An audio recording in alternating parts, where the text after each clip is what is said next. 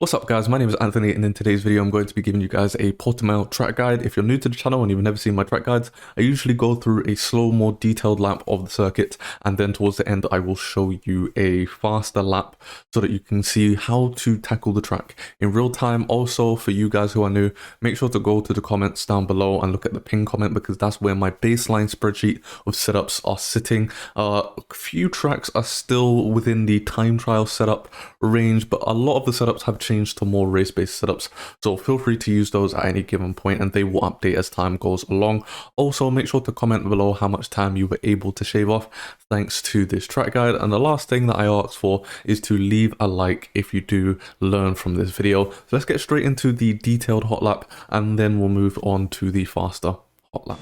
Okay guys, so coming off of the final corner, you just want to get the best line through and carry as much speed as you can, open up DRS as soon as you possibly can, and then that's the start of a lap at Portimao.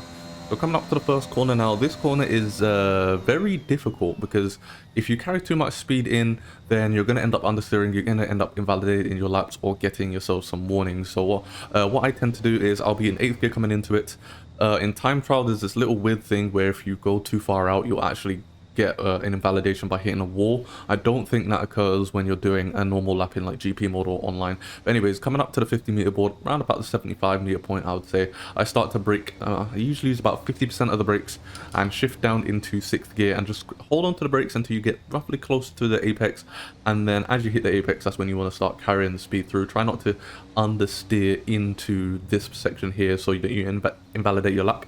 And then for this next section, it's sort of just a experience-based braking zone, because there's, as you can see, there's no real actual reference points that you can really use in order to brake there consistently. But what I like to do is you'll see this green patch on the right hand side. You can maybe use that as a braking point for this one, and you want to be sort of wide here so that you can really open up the angle of the corner. So using that green patch on the right hand side that you just saw, brake roughly around about there or around about as there. Braking a straight line, you'll be in 6th or 7th gear. You want to brake down into 3rd gear, probably 2nd gear in the race, depending on where you are in the race, if you've got a lot of fuel in the car towards the beginning. And then you want to start going onto the throttle as smoothly as you can, because even though this is an uphill section here, you can lose the car very easily. So just carry as much speed as you can. You do want to have a tight line here, just so that you can really get the shortest distance traveled, but still try and carry as much speed as you can. If you've got the car control, you'll be able to almost be flat and then open up DRS. For this next corner, you'll either be in 7th or 8th. I like to use 7th more time than not, and I usually brake just after the 100-meter board in time trial or in qualifying, and then in the race itself, probably going to brake roughly in the same spot. But for those who maybe are not as confident, or maybe towards the beginning of the race, you'll brake at the 100-meter board, and it's a downhill section, so you will need to brake slightly earlier than you think you should, which is why I say in the race probably try the 100-meter board. Braking down into 3rd gear, try and hug this apex here as much as you can, and then just try and get on the throttle as soon as you can, even if you have to use all the track on the outside there. I do find that the most grip is on the track itself, however you can use the outside if you need to. And then for this next corner now, you're going to be in 7th gear by this point, and as soon as the curb starts, that's when I sort of start turning in towards this corner, and you lift off, shift down into 6th gear and just let the car roll through, and then you get your foot back on the throttle as you're coming up towards the apex. And then as you come up to the curb on the left hand side here, this is where I like to brake. And turn 8, you guys have probably already done the track enough, you already know turn 8 is very difficult. So how I tackle it is I brake down into 4th gear. 3rd gear you can try, hopefully it works out for you. For me, 3rd gear personally doesn't work, especially with this time trial setup that I use. But yeah, I'm in 4th gear, and what I like to do is try and not carry too much speed, because if you carry too much speed, or if you have too much of a steering input, the rear end will spin out on you. So I try not to have too much steering input. I try not to carry too much speed in as well. And what I like to do is if I get the corner right in terms of my speed, I actually try and get on the throttle early, because not only is this an uphill corner, so you want to get on the throttle early, the understeer that getting on the throttle actually causes helps keep the rear end in check.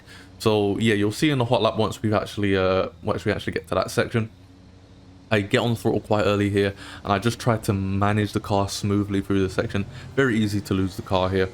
and then you're coming downhill, you just want to really just take a wide line and then boot the car in so that you can carry as much speed as possible. And then for this next corner, you're going to be in 8th gear, I believe.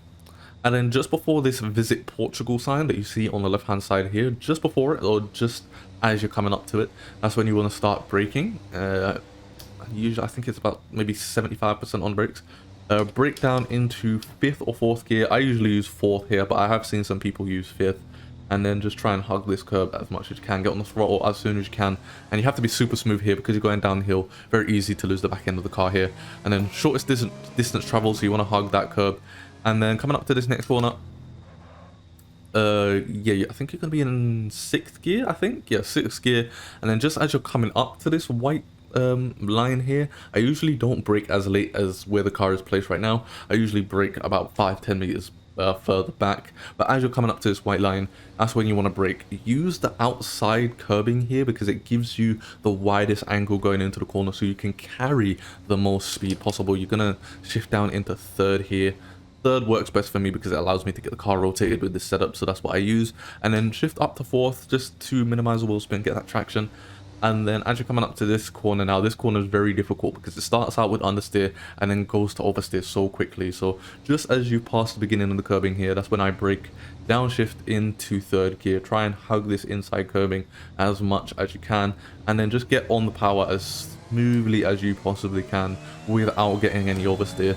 And then in qualifying, you're just going to hug this curbing all the way till the finish line. However, in the race, you're gonna come back out wide here, open up DRS, and that is a lap of Portimao. Very difficult circuit, but a very fun circuit. So let's get straight into the hot lap, which isn't the best in the world, but it should be good enough to teach you how to tackle this track in real time.